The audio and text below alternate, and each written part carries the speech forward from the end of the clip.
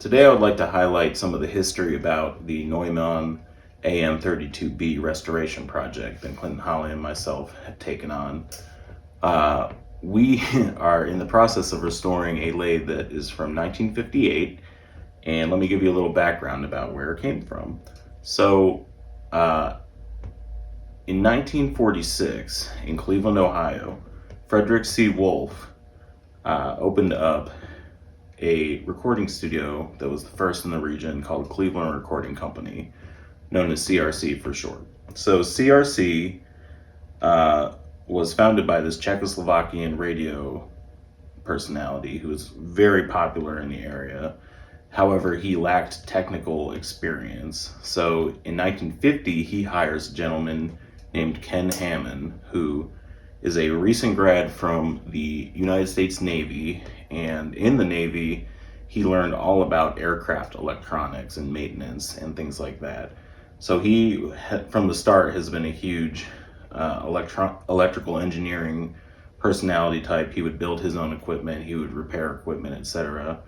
So after he gets out of the Navy, he comes back to Cleveland, Ohio for a bit, and there he shortly thereafter goes to a trip to Berlin, Germany, and this is post-World War II, and he goes to the Neumann headquarters and he witnesses all this incredible technology that the Germans have developed for disc cutting. Now in America, for some context, the only options were American brands such as Reco-Cut, Presto, and Scully.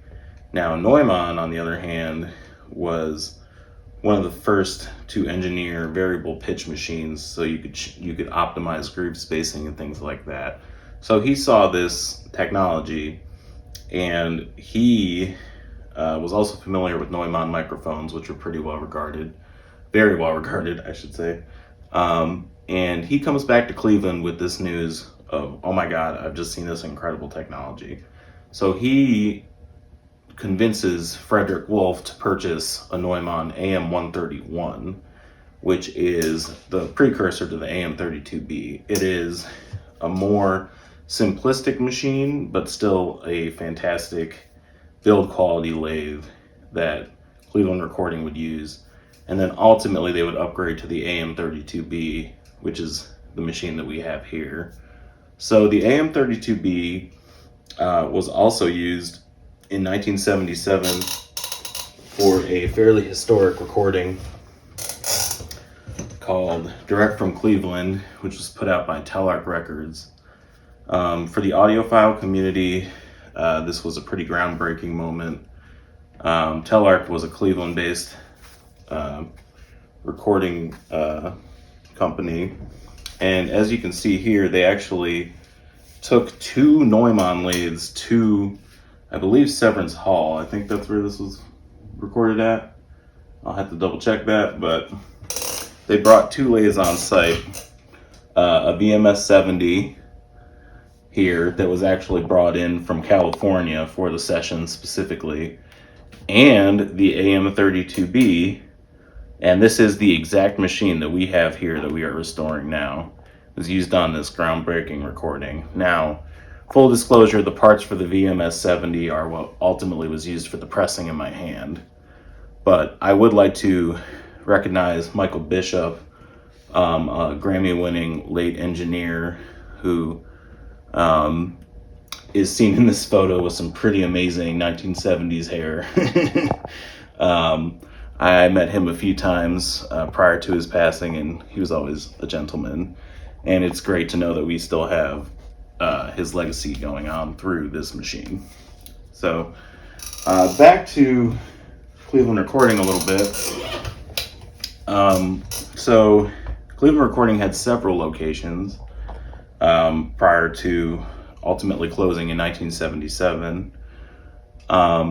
They recorded many noteworthy national acts. Ken Hamann personally engineered sessions for Grand Funk Railroad, the James Gang, Wild Cherry, who's best known for their hit Play That Funky Music White Boy, all recorded in Cleveland at Cleveland Recording with Ken Hamann. So he left his mark on the national music scene with that, and then him and his partner John Hansen decided to go separate ways in 1977, and Hansen kept the Cleveland Recording name and kept that going for a couple years after. And then Ken Hamann opened SUMA Recording out in Painesville, Ohio, which is a suburb about 30-40 miles northeast of downtown Cleveland, Ohio.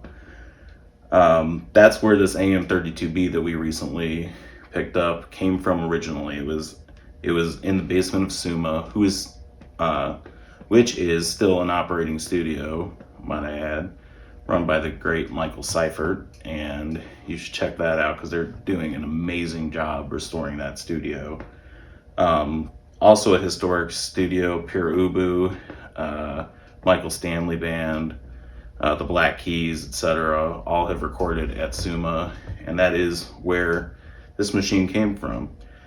Shortly after they moved the machine in 1977 out to Painesville and SUMA, Ken Hamann made his own handmade pitch and depth system, which on a Neumann lathe is essentially this section here that controls groove spacing. So he made his own computer system, analog computer system. So this is the stock Neumann here, but the AM32s, which were a generation prior to the VMS-70, which is what this is, did not have this system. So he literally hand built, with his electronics background, a ground up pitch and depth system that we do actually have here as well, that came with the machine.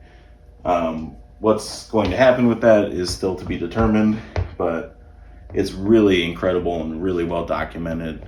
Ken Hamann was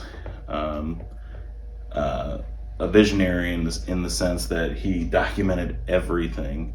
There is no shortage of schematics for both his own creations and any modifications he did to the other Neumann lathe that we're working on. So I really just kind of wanted to give you guys some context as to where this machine came from, why it's important to us, and why we're working as hard as we can to make it the best that it can be.